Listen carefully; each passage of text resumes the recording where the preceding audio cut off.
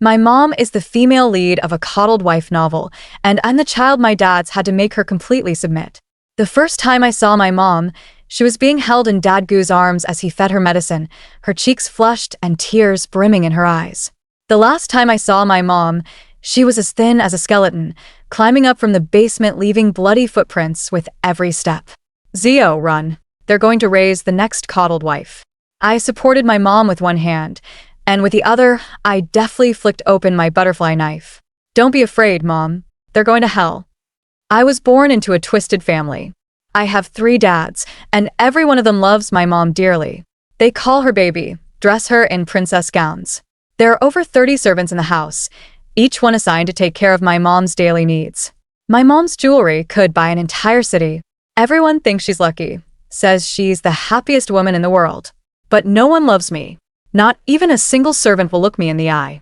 To avoid harming Mom's health, the fathers originally didn't want her to have a child, but someone got a bit too carried away, and Mom unexpectedly became pregnant. Dad Goo flew into a rage and immediately wanted Mom to have an abortion to get rid of me. Mom disagreed.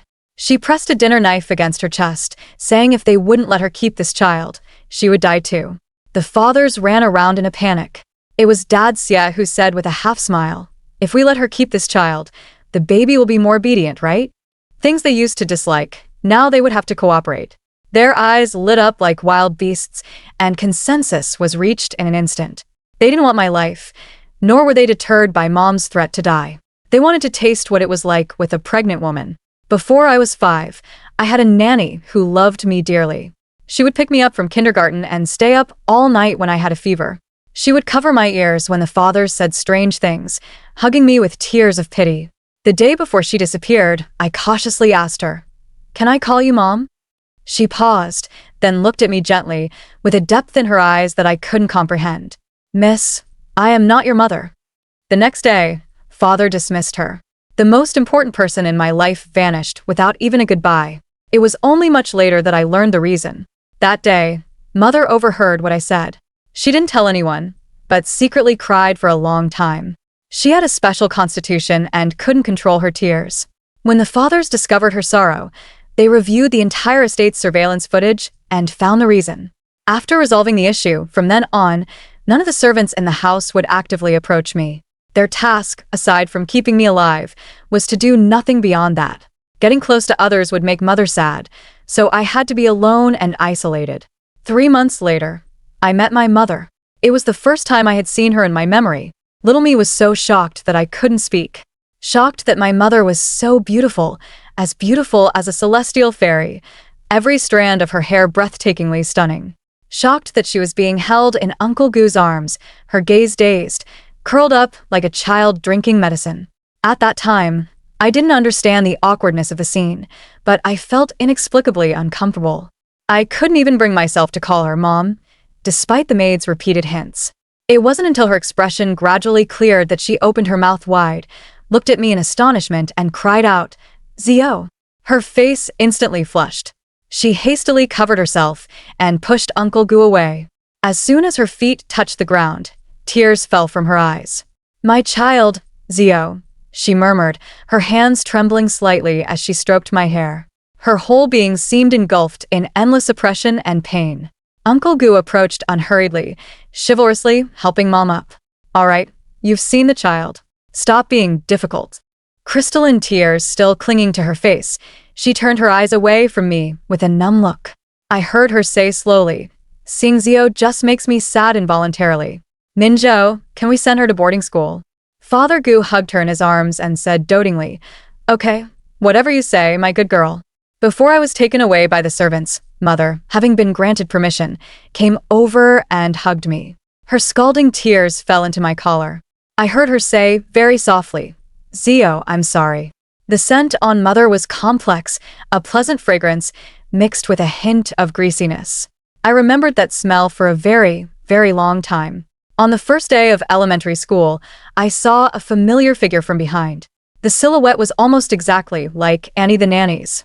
I was stunned for a second. I quickly ran out. I didn't dare call her Mom, but screamed hoarsely, "Aunt Zhao, don't go. Please, Aunt Zhao, don't leave me." But I was too young. I couldn't catch up to anyone. The bodyguard picked me up like a bag, and I watched helplessly as that silhouette disappeared. I knew that in this lifetime, I would never see Aunt Zhao again. Some people live a long time, only becoming numb when they finally realize that their lives are full of misfortune. As for me, I had already become numb since I learned that good things would never come into my life. I entered middle school like a puppet. My desk mate was Junjun, a very sunny and lovely little girl. Junjun would secretly bring me her favorite snacks, saying I was too thin and needed to eat more good food. She would draw on my homework, mountains and rivers, and a white-bearded sun grandpa. She loved reading novels, hiding many stories about domineering CEOs and forbidden love in her desk stash. Zio, the heroine in the book, is so happy, with so many handsome boys liking her. Look, her body is special. At 40 years old, her skin is still as soft as a baby's. Wow, wow. They're fighting over her. Adults make choices. I'm a middle schooler. I choose to have it all. I, who usually felt no emotions toward the outside world, suddenly shivered. I remembered my mother's swollen red eyes, and then I fiercely grabbed Junjun's novel and started tearing it up like crazy. This will ruin you. This novel will ruin you, will ruin your daughter and your whole life. My frenzied state scared Junjun to tears.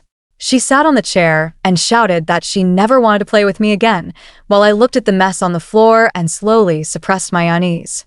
I forced Junjun's head around and glared at her fiercely. Don't be a docile wife. Don't be a man's appendage. Don't be trapped in a cage. Don't be a docile wife. Don't be a man's appendage. Don't be trapped in a cage. I repeated it over and over like an emotionless robot. It wasn't until several teachers rushed in and pulled me away. Junjun looked at me with terrified eyes. I will never forget that day. I lost my only good friend. On the day Junjun transferred schools, the driver brought me home. All three fathers were there, and my mother was dressed up like a goddess. Father Xie put his arm around mother's waist, smiling cunningly. Zio is 12 now, she's a big girl. Mother stood up abruptly. She walked 2 steps toward me, at a loss, then stopped. Zio, you can't fight with your classmates anymore.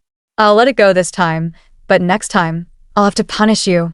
She flinched, and a faint glimmer flickered in her eyes, on the verge of falling.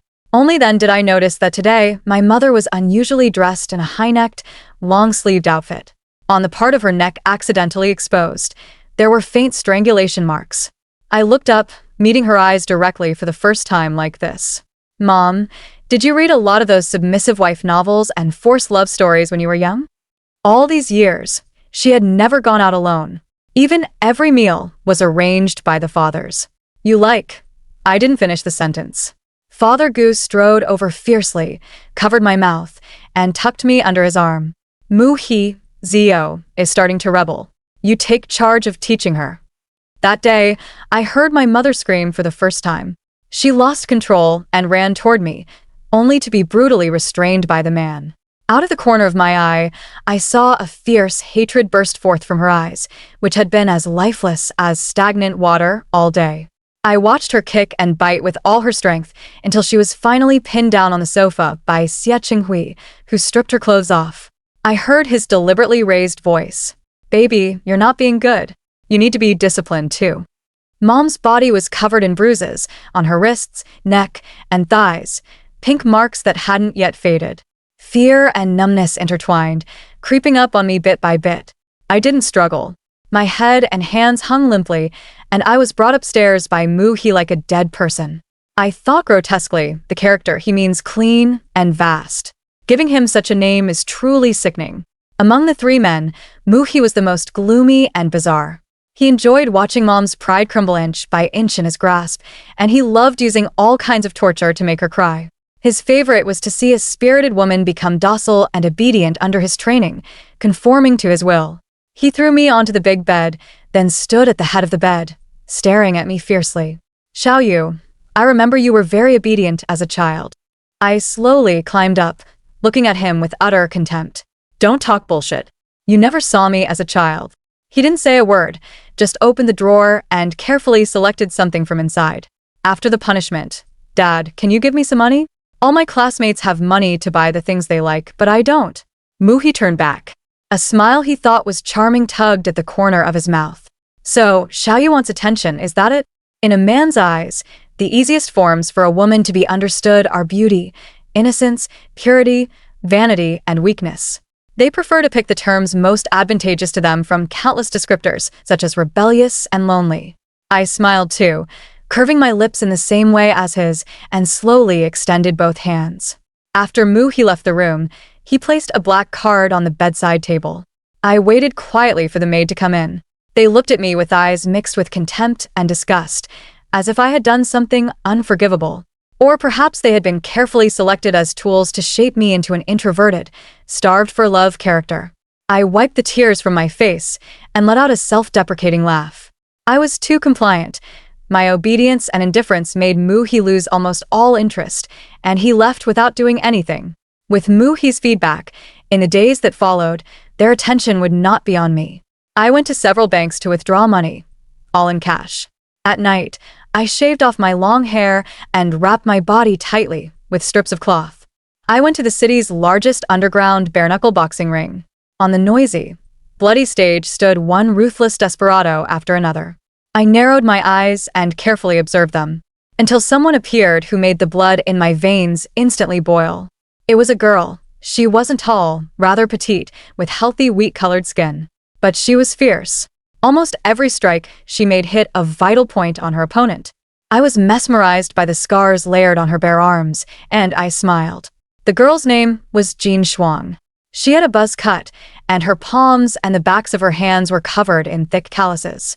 Without any hesitation, she took the money I handed over. "All right, miss. Tell me how you want to train, and I'll train you that way," I said slowly, word by word. "Just make sure to leave me with one breath of life.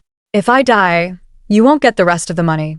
If I live well here but die at the hands of my enemy, you won't get the rest of the money." Only then did she look up and study me seriously. "That depends on how much hardship you can endure." Those three men were very pleased with my behavior of not studying, smoking, drinking, shaving my head, and sleeping in class every day. After the teacher tried to discipline me twice, they simply shut up and moved me to the last row. Every night, Jean Shuang would take me to various underground boxing rings. Some opponents were bought by her. Others were carefully chosen by her. She would always sit astride her motorcycle and say coolly, "Go on, don't die." One time, I had 3 ribs broken, felt dizzy, and had ringing in my ears. She just watched indifferently, then dragged me into a black clinic.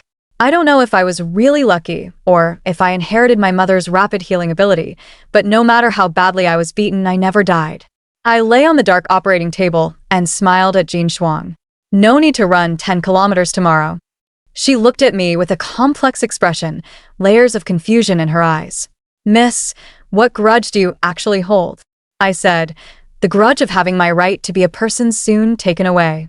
Jean Shuang is 22 years old and has a bedridden sister in a vegetative state. We were left behind children, with no one to look after us. The village chief had to come several times to convince my grandfather, saying that if he didn't let us go to school, our family would lose its poverty subsidy. My grandmother was mentally disabled. She couldn't even take care of herself. If she didn't cook the food properly, my grandfather would beat her, tying her up with a belt. When I was little, my nightmares were always about that dark room and the sight of my grandmother being whipped with a belt. Later, that nightmare turned into the shadow of my grandfather pushing the door open at night. She tilted her head, pretending to be nonchalant. My sister, in order to protect me, was beaten into a vegetative state. "So, young lady, just live a couple more years. Money from you is the easiest to come by." From that day on, she no longer simply sent me to competitions. Instead, she seriously taught me some experience. Women are naturally weaker than men in strength, so remember, going head-to-head in strength is the last resort. When unarmed, aim for the eyes, nose, and groin. When holding a knife, go for the arteries. If you can't neutralize the opponent's force immediately, then the subsequent fight is destined to be disadvantageous for you. I nodded, knowing I only had one chance. If I failed, they would surely use every method to train me into the weakest, most harmless version of myself, and I would never be able to turn things around. After I became an adult, I took on more and more of my mother's traits, such as an extremely sensitive body. Under the same amount of force, the pain I felt was 5 times that of others. For example, my recovery ability was astonishingly beyond scientific explanation. No matter how much I was exposed to the sun, My skin would return to fair and smooth in about a week. No matter how badly I was beaten, most of my injuries would heal by the next day. For example, my facial features increasingly resembled my mother's, so beautiful that even Jean Shuang found it unbelievable. I expressionlessly bound my chest and put on boxing gloves. Believe it or not, my entire world is a sweet wife novel. On my 18th birthday, I saw my predetermined fate at school. Gu Minzhou brought his son to my university. As a board member and a good father, he gave a speech to all teachers and students during Monday's flag-raising ceremony. The teachers listed his charitable deeds and spoke of his contributions in various fields with looks of infinite admiration. At the same time, Gu Minzhou, adjusting his tie and wearing glasses, said with a sanctimonious air, "Young people are our future, the purest canvas, and learning is the cornerstone of your future creation. I hope you students will never forget your original aspirations and always steadfastly pursue your dreams. The Gu Group will open its doors wide, waiting for the day you grow up and succeed." Watching the teachers and students around me look up at him in admiration, I laughed so hard I cried, disregarding my dignity. For the first time, I realized, so my Papa Gu had his own wife, his own son, and was a philanthropist with a loving husband persona. He said children are the future, the purest. Ha ha ha, how funny. Gu Minzhou's son is named Gu Zhe. He inherited his father's arrogant and insufferable bad habits, confident and composed at all times. At the end of his self-introduction, he fixed his venomous gaze on me and smirked ambiguously. I believe the days ahead will be very enjoyable for me. The newly bought butterfly knife lay docilely in my hand, flipping into various shapes with a flick of my wrist. Gu Zhe stared at me, and I looked back at him with interest. He wanted to know how special I, a girl with a special constitution, would taste, while I wanted to kill him. How could my dad have other children? Gu Zhe's methods were cliché. He had many people come to bully me. They formed a circle, looking down on me, waiting for me to break down in despair so they could signal their master. But I didn't. I just smiled at them. The harder they hit, the brighter I smiled. Until finally, I bit down on someone's nose, my mouth full of blood, still smiling. They were terrified of me. Hastily, they dragged the injured girl away, pointing at me and shouting, "Crazy." I casually picked up my clothes from the ground and used the blood to draw a big smiling face on my own. That was when Gu Zhe walked over. He leaned against the wall behind the restroom, lit a cigarette. "You're more interesting than I imagined." Smoke rings curled from his mouth. I walked over slowly and slapped the cigarette out of his mouth, my pinky nail leaving a bloody scratch on his face. School rules say no smoking. As I walked away, I heard Gu Zhe curse several times in disbelief, staring at my back. It took him a while before he forced out a sentence. "Don't you want to know why you and your mother are so attractive to men?" I spat out the blood in my mouth and stopped. "Because you and your mother are born sluts to be fucked. Your bodies can help us become healthier, younger. You'll soon become our toy too, and then you'll be crying and begging me."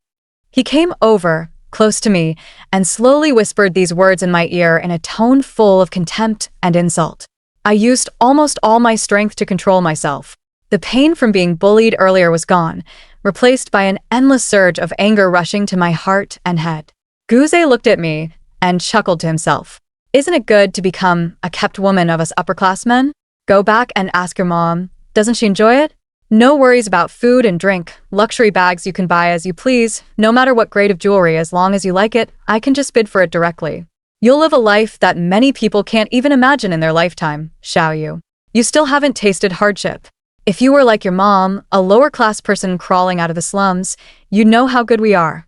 A layer of sticky cold sweat broke out on my neck and back, and my gums were almost bleeding from clenching my teeth. I now have a dozen ways to kill him. I could strangle him with his clothes, pull out a knife and stab his carotid artery, or beat him to death with my fists. But I can't. I can't expose myself at this moment. So I squat down, wrap my arms around my knees, curl up little by little, curl into a weak and pitiful posture, curling into a shape of being completely defeated by him. Gu Zhe finally felt relieved. He reached out and gently stroked my back. "Don't be afraid. Big brother will be good to you. We'll protect you." I really couldn't hold back. I pushed him away, ran back to the bathroom, and vomited. That night, I told Jean Shuang to switch opponents and ruthlessly crippled that vicious opponent. With Guze around, my sleep during the day was greatly reduced. He tirelessly took me to various places, waiting for others to humiliate me so he could step in to defend me. Scenes of mockery, forced drinking, smearing cake, and ordering me to shine shoes occurred frequently, which Guze euphemistically called an obedience test. Taking advantage of these opportunities, I installed miniature listening devices in almost every venue and on every person. Over nearly 3 years, I had made many investments with Muhi's money. If I lost, I asked for more. If I profited, I transferred it out. Soon, I assembled a world-class hacker team on the dark web. Without their notice, I gathered secrets of half the city's wealthy families. The villa surveillance was the first system I hacked. It took me several weeks to finally muster the courage to watch all the cruel abuse my mother had suffered. They talked about Mom wantonly, saying how soft she used to be and how bland she had become now. If not for her special constitution, she wouldn't even compare to that young model we found last time. Xia Qinghui spread one hand over the back of the sofa and swirled a glass of red wine with the other. How's Guze's training of Xiaoyu going? Once she's older, she still needs to be sent for an examination. If her physical constitution is the same as her mother's, then we'll have a new toy. Gu Minzhou had just finished dressing, lazily tying his tie into a knot. What does a kid know? Let's wait a bit longer. We'll handle it ourselves. And what about her? Gu Minzhou clicked his tongue and said casually, for Xiaoyu's sake, she's becoming more and more disobedient. Last time, she almost killed old Mu. If she finds out we're going after Xiaoyu, I'm afraid she'll go crazy. At that point, we'll dispose of her early. Xia Qinghui took a sip of his wine. It took us a lot of effort to break her back then. What a pity. She was more fun back when she was a tough cookie. Now, as I exited the video, a team member sent me an encrypted message. Boss, Gu Minzhou is hosting a gathering on Z Island early next month. They've invited a lot of people. Your name is on the list. Your mother was also found in the villa's basement, where there are no surveillance cameras. I replied, got it. Then I swapped the school surveillance footage with the pre-prepared scene. After receiving confirmation that the plan was proceeding smoothly, I tremblingly smashed the computer in front of me. Then, in front of the entire class, I piled up books and clothes and set them on fire. The harsh sound of the fire alarm rang out. Everyone looked at me as if I were crazy. After confirming the computer chip was completely burned out, I calmly picked up the chair. The teacher and classmates had already run out, leaving only Guze, who was watching the commotion. He frowned at me and said, Xiaoyu, stop messing around. My bodyguards are downstairs. If you keep this up, Dad will punish you. And when he does, I won't be able to protect you either. He didn't get a reply, only the heavy blow of my chair slamming into his face. Last time I knocked Guze's cigarette away, I had already collected his blood. This person, who shares a direct blood relation with me, is my half-brother, same father, different mother. If I kill you, I'll be Gu Minzhou's sole legal heir. Guze's head was covered in blood, and the arrogance in his eyes was replaced by fear. He must have been so confused. How could the person who had been submissive all morning, running errands and delivering meals, suddenly become so manic? Xiaoyu, he didn't finish. I grabbed the chair and smashed it into him again and again. First his arms and legs, then his midsection, and finally his head. At first, he could scream and curse, threatening that I was dead. But later, he couldn't even beg for mercy, just opening his mouth to spit blood. By the time Guze's bodyguards ran up, I had already cleaned the clothes I was wearing and wiped my fingerprints off the chair. I curled up in a corner, hugging my knees. The bodyguards looked at me, crying, and the blood on the floor, dumbfounded. Where is the young master? I pointed at the window, crying even harder. Big brother was taken away. An hour later, I was brought back to the villa again. Mom didn't show up. Only Gu Minzhou and a group of people in uniforms were walking back and forth. I obediently began to repeat what happened for the 4th time. It was my brother who told me to burn the computer. He said if I didn't do as he said, he would punish me. At this point, I lowered my head awkwardly, 2 tears falling from my eyes. But as soon as I burned the thing, a group of people burst in and took my brother away. They left by helicopter. I was so scared. I didn't hear what they said either, and then I started screaming. In fear, I hid in the corner of the sofa, throwing everything I could see. Don't come near. You're not my brother. Don't come. The villa had a professional medical team. Under Gu Minzhou's instructions, they conducted a series of diagnoses on me. The young lady's psychology is already more fragile than ordinary people's, and this shock might affect her future life. Gu Minzhou was furious, casually grabbing a vase and throwing it out. Medicine, injections, or machines stabilize her mental state. I need to know where a Zay is. I looked at Gu Minzhou's furious expression and felt immense joy. Since childhood, he has always acted as if he's in control, as if everyone and everything is within his grasp. Always calm, always above everyone else. Dad, the way you lose control like this, it's really beautiful. No one would ever guess that. Gu Zay is in this very villa right in my room. I went back to my room, opened the cabinet, and saw Gu Zay tied up inside. Looking at him, I smiled and said, "Brother, this is a sedative the doctor prescribed for me. How about you take a shot too?" Then I uncapped the needle and injected the entire dose into his groin, smiled, and closed the cabinet door. "Good night, brother. Sweet dreams." Who could it be?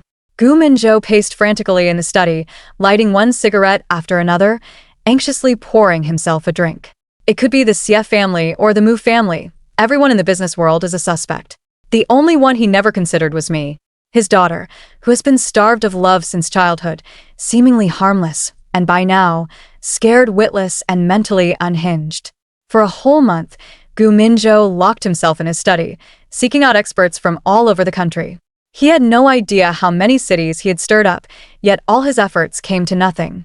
I watched his grandiose actions and nodded repeatedly. As expected of the legitimate son and grandson of the Gu family, truly precious. The isolated island gathering at the beginning of the month, Gu Minzhou didn't attend. Xie Qinghui came to the villa to pick me up in a tuxedo, even thoughtfully bringing a bouquet of flowers. Drugged, I numbly took the roses and obediently got into the car. But Xie Qinghui seemed a bit disappointed. He looked at the doctor who was treating me and said, "Xiaoxia, I think she's more exciting without the meds." The doctor obediently took out a pill from his white coat. "Feed her this and she'll return to normal. Be careful. Don't overdo it." Xie Qinghui took the pill with satisfaction. "Don't worry, I know what I'm doing." Before the sports car started, he smiled at me. "Xiaoyu, tonight Daddy Xie will give you an unforgettable birthday." I touched the butterfly knife hidden in my sleeve and obediently nodded. "Daddy, I have a gift for you too." The gathering was on a small island in international waters. For such a private affair, Xie Qinghui only brought 2 bodyguards. Stepping off the golf cart, he took my hand and slowly led me into the banquet hall. Many people had already arrived inside. At the head table, there was even a woman. They held champagne or cigars in their hands, looking me over with great interest. Xie Qinghui raised my hand and said with a smile, "Ladies and gentlemen, our final treasure of the day, Gu Zio." After a round of applause, Xie Qinghui left me standing there as the center of the floor slowly rose. Many boys and girls about my age were led toward the steps, about 20 or so children, dressed in prearranged ornate outfits, staring fearfully at the luxurious and dazzling setup before them. Jin Shuang's furious voice came through the hidden earpiece. "Fuck, a bunch of beasts, goddammit." Bright light shone down on us, like objects on a display stand, being appraised and priced. A moment later, a gentle female voice came through the microphone. "Dear players, our treasure hunt gala will begin in 1 minute. Everyone, please choose your tools and pray. The hunt will begin after the countdown ends." The most precious treasure of this hunt has been purchased by the NSA Biopharmaceutical Group with 5% of its shares. Due to its special value, all players are asked to take care of it. Damage will be compensated according to the group's market value. So, dear players, happy hunting. The countdown begins, and an urgent beeping sound starts ticking. From the stage, someone sharply shouted, "Run." All the children fled madly down the stairs. 5, 4, 3, 2, 1. A voice came from both the microphone and my heart at the same time. The game begins. I close my eyes, activate the function on the contact lenses, and send me the structural map of this castle. Soon, a controllable 4-dimensional model appeared before my eyes. Well, 50 million for a set of equipment. Worth it. Following the map, I quickly hid behind a wall in the castle passage. Amidst a beautiful yet eerie melody, my butterfly knife rapidly flipped and transformed between my fingers. A second later, I said in a low voice, "Cut the surveillance," then quickly slipped out, colliding face to face with a fat man who had just approached. Before his gasp could escape, I covered his mouth with one hand while the other drove a knife into his carotid artery. About 5 seconds later, he stopped struggling, and the rope he was clutching fell to the ground. He was the first. I took out these scumbags in the castle, while Jean Shuang had already led the mercenaries to clear the outer guards. Her somewhat cold voice came through the earpiece. "If I die, take care of my sister." I grunted in acknowledgement. "If I die, rescue my mother." The music was reaching its climax, and I hid in the corner, ready to strike at any moment, taking down those so-called players. Blood gradually crept up my body, my neck, and eyes. I wondered now, who looked more like a demon, me or them? The lights in the castle began to flicker. From some hidden rooms came the struggling cries of children and the sickening gasps of adults. I gritted my teeth. "Get me a gun." Jean Shuang let out another laugh, accompanied by the rattling of an AK over there. "No need for your knife. I told you long ago. Beyond 7 steps, bullets are faster. Within 7 steps, bullets are both faster and more accurate."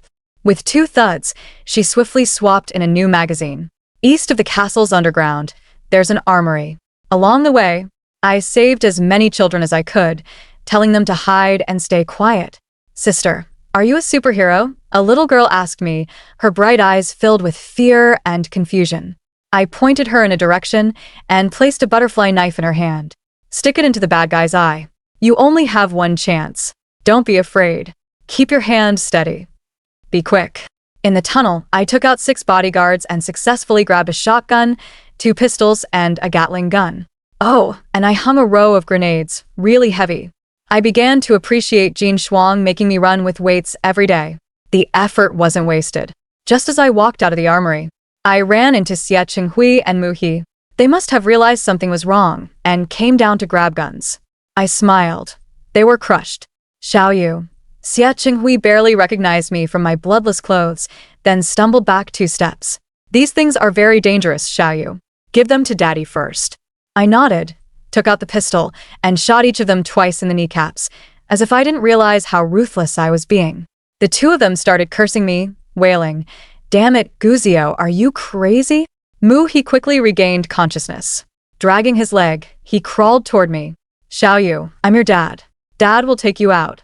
Dad will protect you, okay?" Seeing him glance toward the armory, I sighed helplessly. I raised the muzzle again, aiming at their foreheads. "Crawl west. Whoever crawls slower, I'll kill. 3 seconds countdown. 3, 2, 1, go." Without a word, Mu He was the first to grit his teeth and turn around, dragging himself forward with his arms crossing one over the other. Xie Qinghui, stunned for a moment in front of him, also started crawling, afraid that Mu He would overtake him, occasionally turning back to hit him with whatever was on the ground. I smiled as I watched them groveling like dogs, but the hatred in my heart didn't diminish. When they finally couldn't crawl anymore, I saw the little girl holding the butterfly knife to her chest. She was already dead, had died not long ago, blood still flowing from her head. Beside her was a pink baseball bat, its end tied with some disgusting decorations. I crouched down and wiped a trace of blood off her face with my hand. "I haven't even asked your name, silly girl. I'm not a superhero." I looked at the knife in her hand and cursed under my breath. "Looks like you didn't learn that either. Let me teach you." I grabbed Mu He by the hair and dragged his ugly face over. "See, throat, nose, eyes, they're their weakest spots. If you hate their arrogant eyes, do this." I used my other hand to hold the little girl's hand, the one holding the knife, and slowly drove it in like this. Mu He screamed, frantically trying to pry my arm away.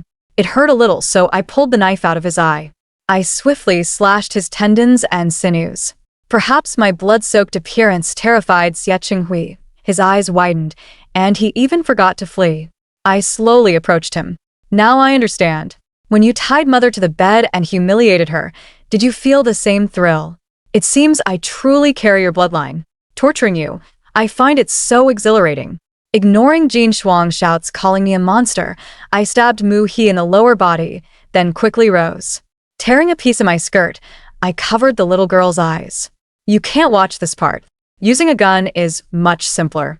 Carrying that Gatling, I walked out of the tunnel, firing at anyone I saw. No one could evade this weapon. Good gun. Jean Shuang, and the mercenaries had also dealt with the people outside and came in to meet up with me. See? They could only act tough for a few minutes before unarmed children. Looking at Jean Shuang's disheveled state, I curled my lips. Looks like it was a bit challenging outside. Lucky I chose the inside. She took a roll of gauze from her companion and quickly wrapped it around her arm, rolling her eyes as she added, "That'll cost extra, 10,000 per bullet." I nodded. "Once I kill Gu Minzhou, I'll give you a bonus." As agreed, I divided all the cash and jewelry on the island among the mercenaries. The players who came a hunt had all been killed by me. The survivors were 9 children, 3 boys and 6 girls. Jean Shuang asked me what to do with the island. I unhooked the grenade from my waist and blew it up. Mom's story took place 20 years ago. Back then, she was just a young girl who had just arrived in the city from the countryside. Because she was so beautiful, the men in the village never stopped staring at her. They would whisper obscenities behind her back, find excuses to touch her, and even try to trade with her using candy or a cheap cake from the county. Mom didn't give in. She was always on guard, protecting herself. In the end, she held a kitchen knife to her own neck, threatening her parents who wanted to marry her off to the village chief's son. She cried and said, "Let me go out to work. No matter how much I earn, I'll send it all home. I beg you." A lifetime of poverty made the grandparents believe the village chief was the most powerful person they could ever meet and someone who could protect their daughter. They never expected Mom to resist so fiercely. Mom managed to get to the big city. She found a sales job. The base salary was low, but there were commissions. The boss squinted at her and said, "The more you do, the more you earn."